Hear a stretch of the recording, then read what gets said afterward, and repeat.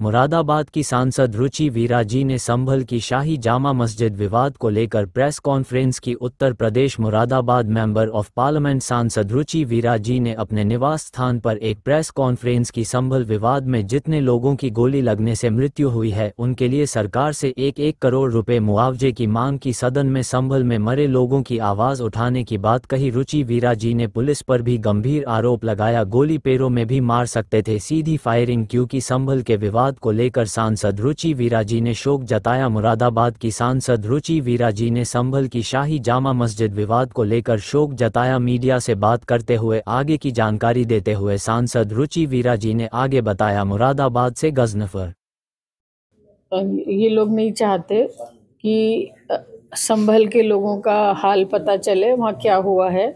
हमारे राष्ट्रीय अध्यक्ष जी ने एक डेलीगेशन बनाया है संभल जाने के लिए, ताकि जान सकें कि वहाँ क्या हुआ, क्या कैजुअलिटी हुई है, जो पीड़ित हैं उनको क्या इलाज हो रहा है, जो घायल हैं उनको क्या मतलब कोई इलाज ठीक से हो रहा है, नहीं हो रहा है। लोग डरे हुए हैं, घबराए हुए हैं, उनके घरों में चूल्हा भी जल रहा है या नहीं जल रहा है। हमारा पूरा डेलीगेशन जाना चाहता है। कई दिनों से अनुमति मांग रहे हैं, अनुमति अभी तक नहीं मिली है। जैसे ही मिलेगी कई सारे सांसद, कई सारे विधायक और जिला अध्यक्ष सब लोग वहाँ जाएंगे, हालचाल जानेंगे। और हम लोग तो बड़े परेशान हैं, बड़े दुखी हैं जिस तरह की भी घटना हुई है। ये समझिए आपकी दर्दनाक तो है ही है, लेकिन ये शर्मनाक भी घटना है जिस तरह से संभल में किया गया है। डेमोक्रेसी को, संविधान, अभी हमने 26 तारीख को संविधान, कल ही जो है वो संविधान का उत्सव मनाया गया है दिल्ली में सरकार के द्वारा, लेकिन संविधान की एक तरफ संभल में धज्जियां उड़ रही हैं अभी कुदरकी के चुनाव में, मीरापुर के चुनाव में। तो ये कहीं बड़ा परेशानी का सबब है और हम लोग पार्टी के सभी लोग जो डेलीगेशन है वह जाना चाहता है। तो शायद इसी के मद्देनज़र ये हमें रोकने के लिए यहाँ पर इकट्ठा हुए होंगे। क्या मानते हैं मैम, वहाँ पर किस तरह से नाराबाजी हुई थी और गोलीबाजी हुई थी, कुछ कहना गया है? देखिए, बड़ा ये प्रश्न चिन्ह है ये कि कोर्ट में जिस दिन याचिका डाली गई उसी दिन सर्वे के आदेश हो गए, उसी दिन सर्वे की कमेटी बन गई, उसी दिन उसका इम्प्लीमेंटेशन हो गया, मौके पे पहुंच गए। एक बार सर्वे हो गया, 2 रोज़ के बाद फिर सर्वे के लिए पहुंचे, जबकि पहली बार में ही सर्वे मुकम्मल हो गया था। लेकिन 2 दिन के बाद फिर वहां पहुंचे, मालूम नहीं क्या बात थी, और टाइम पे पहुंचे, देर शाम को या बहुत सुबह जल्दी। लोगों में घबराहट थी कि भाई क्या हो रहा है, क्या नहीं हो रहा है। और अब से बहुत साल पहले 91 में ये एक वर्डिक्ट आया था सुप्रीम कोर्ट का कि जो धर्म स्थल हैं उन पे अब कोई और जो है इस तरह की मतलब कार्रवाई नहीं होंगी। लेकिन ये बड़ा मतलब तकलीफ़ की बात है कि ऐसे मुद्दों में हम भारत के लोगों को उलझाया जा रहा है, हिंदुस्तानी लोगों को, कि विकास की कोई बात नहीं हो रही, व्यापार की बात नहीं हो रही, नौजवानों के रोज़गार की बात नहीं हो रही, किसानों के परेशानियों के हल की कोई बात नहीं हो रही, और मतलब कानून व्यवस्था की कोई बात नहीं हो रही। और हम लोगों को इस तरह से धर्म में या मंदिर मस्जिद में उलझा के रखना चाहते हैं। तो मेरा तो यही कहना है कि जो संभल में हुआ है वो बहुत शर्मनाक है, और जो रक्षक हैं वही भक्षक बन गए। मैं आप लोगों के ज़रिए से ये पूछना चाहती हूँ कि अभी तक कोई भी फ़ोटो ऐसी सामने नहीं आई है संभल की घटना की कि जहाँ किसी आम नागरिक के हाथ में कोई हथियार दिखाया गया हो। हथियार जिन लोगों के हाथ में है वही गोली चला सकते हैं।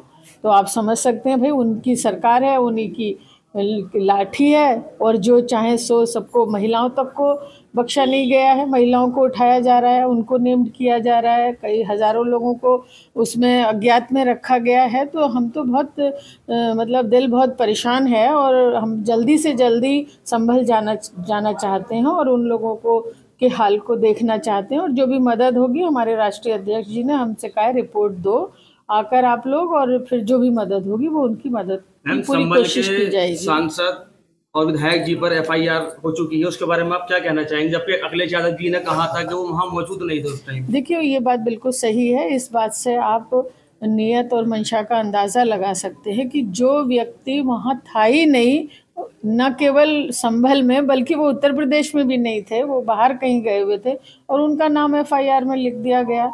तो आप इस बात से अंदाज़ा लगा सकते हैं कि किस तरह से दबाव में लेने की कोशिश की जा रही है। तो कहीं ना कहीं सीओ जो है रामपुर के, उन्होंने क्या ठोक दो भाई तो उनका किस हिसाब से उनका पुलिस वाले तमंचा सामने को मार रहे हैं फायर। आप देखिए ना, उनका तो ट्रैक रिकॉर्ड ठीक ही नहीं है। जहाँ जहाँ भी रहे हैं वो आज तक, उनका ट्रैक रिकॉर्ड ठीक नहीं है। और वो उन्होंने मतलब उनकी वीडियो चल रही हैं जिसमें वो इस तरह की बात, ऐसी भाषा का इस्तेमाल कर रहे हैं। और अगर कोई मामला हुआ भी था तो पैर में गोली मारी जाती है, ना कि किसी के माथे में या सीने में गोली मारने का। तो मतलब यही है कि मंशा उनको जान से मारने की थी लोगों को।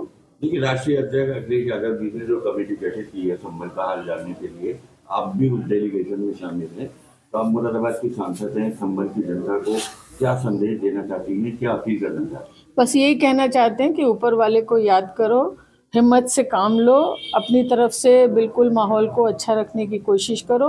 और बिल्कुल हम सब लोग पार्टी और हमारे समाजवादी पार्टी या हमारे पार्टी के सभी जिम्मेदार लोग, हमारे राष्ट्रीय अध्यक्ष इस दुख की घड़ी में उनके साथ हैं। इसकी कानूनी लड़ाई भी लड़ी जाएगी। बिल्कुल कानूनी लड़ाई लड़ी जाएगी। और एक मांग हम बराबर कर रहे हैं, जिन भी मीडिया वालों से हमारी बात हो रही है, कि इसकी न्यायिक जांच हो। जो मौजूदा सुप्रीम कोर्ट के जज हों वो इसकी इंक्वायरी करें और दूध का दूध पानी का पानी हो और संभल के लोगों को न्याय मिल सके। कहीं ना कहीं पुलिस वालों के ऊपर भी कोई मुकदमा वगैरह बिल्कुल होना चाहिए। जो फोटो में पिस्टल ताने हुए हैं उनके ऊपर मुकदमा होना चाहिए, उनको इस कड़ी से कड़ी सज़ा मिलनी चाहिए, उनके ऊपर एफआईआर दर्ज होनी चाहिए।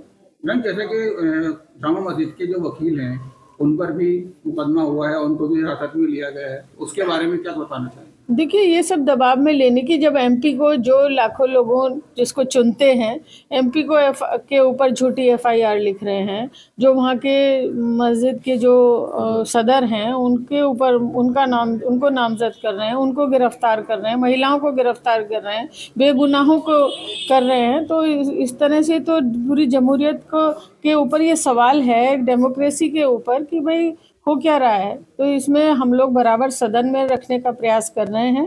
पार्टी के लोग अपनी बात, संभल के लोगों की, पीड़ितों की बात रखना चाहते हैं, पूछना चाहते हैं सरकार से। तो लेकिन हमें अभी तक भी कोई सदन में बोलने का अवसर नहीं दिया जा रहा है। तो मैम, आप क्या मांग करना चाहेंगी मीडिया के जरिए कि उनको मुआवजा कितना मिलना चाहिए ताकि उनके खुद जो परिवार है उनको थोड़ा राहत मिले? देखिए, जान की तो अनमोल है, जान तो किसी की भी जान बिल्कुल अनमोल है, और लेकिन उन्हें उचित मुआवजा सरकार के द्वारा मिलना चाहिए, और जिससे कि भाई कुछ ना कुछ उनके जख्मों पर मरहम लगाने का काम हो सके। और जैसे कि मैम, उनके छोटे छोटे बच्चे हैं, एक के तो आपने सुना होगा कि 4 बेटे हैं, जी, उनकी पढ़ाई खराब हो गई, बाप चला गया, सर से साया उठ गया, तो उस बारे में आप क्या कहना चाहेंगे कि सरकार उनकी जिम्मेदारी ले बच्चों की पढ़ाई की और आगे परवरिश की?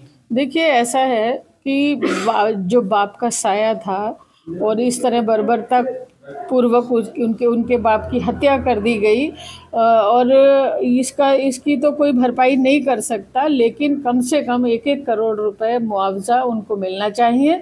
देखिए, ये सब आश्वासन होते हैं कि जिम्मेदारी लेगी सरकार, कोई जिम्मेदारी नहीं होती। इस वक्त की बात होती है, फिर कुछ नहीं होता। हम तो ये चाहेंगे कि कम से कम 1-1 करोड़ रुपया उन 5 लोगों जिनकी हत्या हुई है उनके परिवारों को मिलना चाहिए।